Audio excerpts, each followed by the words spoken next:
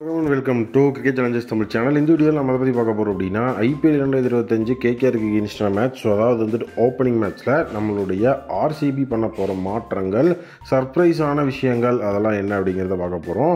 So அதுக்கு முன்னாடி நேற்று வந்துட்டு ஒரு கிளாஸியான மூமெண்ட் ஒன்று நடந்திருந்தது. என்ன அப்படின்னா நம்மளுடைய ஆர்சிபி இப்போ வந்து பார்த்தீங்க அப்படின்னா கேகேஆரோட அந்த ஒரு மேட்ச்க்காக கொல்கட்டா ரீச் ஆகிட்டாங்க. ஸோ கேகேஆர் அண்ட் ஆர்சிபி ரெண்டு பேருமே ஒட்டுக்காக ப்ராக்டிஸ் பண்ணி அந்த இடத்துல மாஸ் காட்டிகிட்டு இருந்தாங்க. ஸோ இதில் வந்து பார்த்தீங்க அப்படின்னா கேகேஆரோட ஃபார்மர் பிளேயர் தான் fill salt. So Phil Salt வந்துட்டு வெங்கடேஷ் ஐயர் கூட வந்துட்டு வேறு லெவலில் ப்ராக்டிஸ் பண்ணிட்டு இருக்கிற மாதிரியான சம்பவங்களை பார்க்க முடியுது.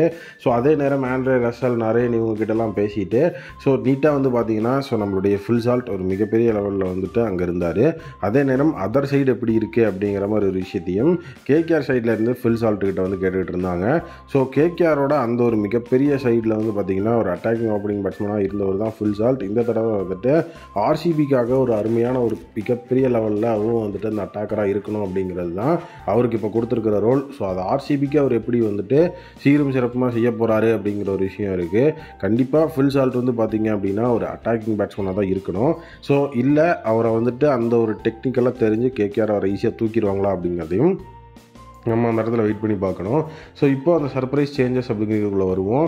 ஃபஸ்ட்டு வந்து பார்த்தீங்க அப்படின்னா நம்மளுடைய ஆர்சிபியோட புதிய கேப்டன் ரஜத் படிட்டர். ஸோ அவர் வந்து பார்த்தீங்கன்னா இப்போ தான் ஒரு ஃப்ரெஷ் மைண்ட் செட்டோட உள்ளே வராரு. அவரோட ஃபார்ம் அப்படிங்கிறது ரொம்ப இம்பார்ட்டன்ட். ஸோ கண்டிப்பாக வந்துட்டு இந்த தடவை வந்துட்டு எப்பவும் போல் இல்லாமல் இந்த தடவை ரஜத் படிட்டரோட ரோலில் வந்துட்டு நிறைய சேஞ்சஸ் இருக்குது. ஸோ அப்புறம் வந்து பார்த்தீங்க அப்படின்னா ஒரு அட்டாக்கர் மாதிரி தான் வந்துட்டு வச்சுருக்கிறாங்க. ஸ்பின் பேஷர் அப்படின்னு சொல்லிட்டு அவர் வந்து ஸ்பின்னர்ஸ்க்கு எகென்ஸ்டாக நல்ல ரெக்கார்டு வச்சுருக்கிறதுனால மிடில் ஓவர்ஸில் வந்த உடனே அடித்து மிடில் ஓவர்ஸில் வந்து ரன் ரேட்டை குறையாமல் வச்சுக்கணும் அப்படிங்கிற மாதிரி ஸோ அந்த இடத்துல வந்து பார்த்தீங்க அப்படின்னா ரஜத் படிட்டர்கிட்ட சொல்லியிருக்கிறாங்க. ஸோ ரஜத் படிட்டர் இந்த தடவை ஒரு எக்ஸ்ப்ளோசிவான பேட்ஸ்மேனாக இருப்பார் அப்படிங்கிறது தான் இந்த இடத்துல வந்து தெரிய வருது. ஸோ அதே நேரம் வந்துட்டு நல்ல ஒரு எக்ஸ்ப்ளோசிவ் ஓப்பனிங் பேர் ஃபில் சால்ட் அண்ட் நம்மளுடைய விராட் கோலி இருக்கிறாங்க. ஸோ ஃபயர் பவர் அப்படிங்கிறது கண்டிப்பாக டாப்பில் வேணும். ஸோ பவர் பிளேயில் வந்து பார்த்தீங்கன்னா ரன்ஸை நீட்டாக மேக்ஸிமைஸ் பண்ணி கொடுத்துட்டு ஸோ அந்த இடத்துல வந்து பார்த்திங்கன்னா கீழே மிடில் ஆர்டருக்கு வரும்போது அங்கே மேக்ஸிமைஸ் பண்ணுறதுக்கும் நமக்கு ஆள் இருக்குது. ஸோ அது ரொம்ப எஃபெக்டிவான விஷயமா இருக்கும். ஸோ ஓப்பனிங் அப்படின்னு வரும்போது கண்டிப்பாக அது ரொம்பவே நம்ம பார்க்கணும். அடுத்தது அவங்க ஒன் டவுனில் டேவிட் படிக்கலை யூஸ் பண்ணுங்கிற மாதிரி சொல்லியிருக்கிறாங்க. டேவிட் படிக்கலை பொறுத்த வரைக்கும் இதுதான் வந்துட்டு மெயின் சேஞ்சாக இருக்கும். எஃபெக்டிவாக வந்துட்டு டேவிட் படிக்கல் ஒரு மிகப்பெரிய லெவலில் 150 170 ஸ்ட்ரைக் ரேட்டில் ஆடினார் அப்படின்னா தான் ஸோ அந்த இடத்துல அவரை வந்து ஒன் டவுன் பேட்ஸ்மேனாக வச்சுக்குவாங்க. அப்படி இல்லை அப்படின்னா அவர் ஈஸியாக ரீப்ளேஸ் பண்ணிடுவாங்க அப்படிங்கிற ஒரு விஷயமும் இந்த இடத்துல இருக்குது. ஸோ அதே நேரம் வந்துட்டு பவுலிங்கில் வந்துட்டு ஒரு மிகப்பெரிய பூஸ்ட் நமக்கு கிடச்சிருக்கு. ஸோ கண்டிப்பாக பவுலிங்கை பொறுத்த வரைக்கும் ஜாஸ் ஹேசல்வுட் அண்ட் புவனேஸ்வர் குமார் அவங்க தான் வந்துட்டு பேஸ் அட்டாக்கை ஸ்ட்ரென்தன் பண்ணுவாங்க.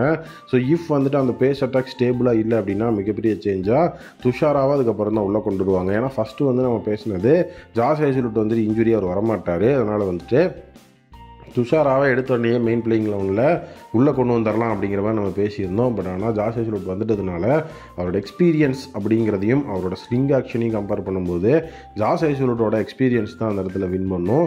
ஸோ அதனால் வந்துட்டு ஜாஸ் ஹேசல்வுட் தான் மெயினாக இருப்பார். ஸோ அதுக்கப்புறம் தான் வந்து பார்த்திங்கன்னா துஷாராவை சப்போஸ் வேணும்னா உள்ளே கொண்டு வருவாங்க, இல்லைன்னா அவர் பெஞ்சில் தான் இருக்கிறதுக்கு வாய்ப்பு இருக்குது.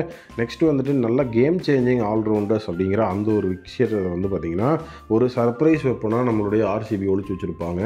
Liam Livingstone, Romario Shepherd, Tim David இவங்க எல்லாருமே பார்த்தீங்கன்னா இந்த ஒரு சர்ப்ரைஸ் வெப்பனுக்குள்ளே வருவாங்க. ஸோ டோட்டலி நல்ல ஒரு கேம் சேஞ்சிங் ஆல்ரவுண்டர்ஸ் அவங்க எல்லாருமே. ஸோ இவங்க வந்துட்டு கேமில் ஸ்டெப் அப் ஆனாங்க அப்படின்னா ஸோ ஆர்சிபியால் மேட்சஸை ஈஸியாக வின் பண்ண முடியும். டிம் டேவிட் வந்து பார்த்தீங்கன்னா மேட்சஸை ஃபினிஷ் பண்ணுறதுல ஒரு கீ ரோல் ப்ளே பண்ணுறதுக்கு வாய்ப்பு இருக்குது. அவர் தான் எக்ஸ்பேக்டராகவே இருக்கிறதுக்கு வாய்ப்பு இருக்குது கேகேஆருக்கு எகென்ஸ்டான மேட்ச்சில். ஸோ அவருடைய அந்த ஒரு பேட்டிங் அப்படிங்கிறது ரொம்ப முக்கியம். ஓவர் இப்போ வரைக்கும் வந்துட்டு டிம் டேவிட் போட்டு பெருசாக நம்ம பார்க்கல. ஸோ ஆர்சிபி அதை எப்படி யூஸ் பண்ணுவாங்க அப்படின்னு தெரியல. ஸோ அதே நேரம் வாய்ப்புகள் அப்படிங்கிறது இருந்தது அப்படின்னா கீ சேஞ்சஸில் ஜேக்கப் பெத்தல் வந்துட்டு எப்படி உள்ளே வருவார் அப்படிங்கிறது இருக்குது. ஏன்னா 4 ஓவர்சீஸ் பிளேயர் தான் அப்படிங்கிற விஷயம் இருக்கும்போது டிம் டேவிட், ஸோ அதே நேரம் ஜாஸ் ஹேசல்வுட், அதுக்கப்புறம் வந்து பார்த்திங்க அப்படின்னா அங்கே லியாம் லிவிங்ஸ்டன்னு. ஸோ அந்த இடத்துல வந்து பிளேயர்ஸ் ரொம்ப எஃபெக்டிவாக உள்ளே இருப்பாங்க.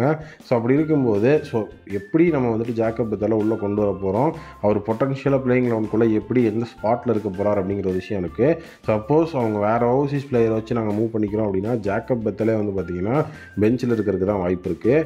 அதே நேரம் ஸ்பின் ஸ்ட்ராட்டஜி அப்படிங்கிற ஒரு விஷயம் இருக்குது. ஸோ ஸ்பின் ஸ்ட்ராட்டஜியை பொறுத்த வரைக்கும் குர்னல் பாண்டியா அண்ட் நம்மளுடைய சுயாஷ் சர்மா. ஸோ இவங்க தான் வந்துட்டு அந்த ஸ்பின்னை வந்துட்டு ரீவாம் பண்ணி கொண்டு வரணும். ஸோ மாற்றங்கள் அப்படின்னு பண்ணுறதுக்கு கூட இங்கே பெரிய லெவலில் வந்துட்டு அங்கெல்லாம் ஸ்பின்னுக்கு ஆள் கிடையாது. என்ன ஆனாலும் இவங்க வந்துட்டு பர்ஃபார்மன்ஸாக கொடுத்தே தான் ஆகணும். ஆர்சிபிக்கு ஒரு நல்ல ஸ்ட்ராங் மிடில் ஆர்டர் இருக்குது, ஓவர்சீஸ் பவர் இருக்குது. இப்போ அவங்ககிட்ட தேவைப்படுறது எல்லாமே ஒரு அக்ரெசிவ் கேம் பிளான் தான். பியர்லெஸ் கிரிக்கெட் விளாண்டாங்க அப்படின்னா ரஜத் பட்டிதாரோட கேப்டன்சியில் மிகப்பெரிய லெவலில் ட்ராஃபி வின் பண்ணுறதுக்கு வாய்ப்பு இருக்குது.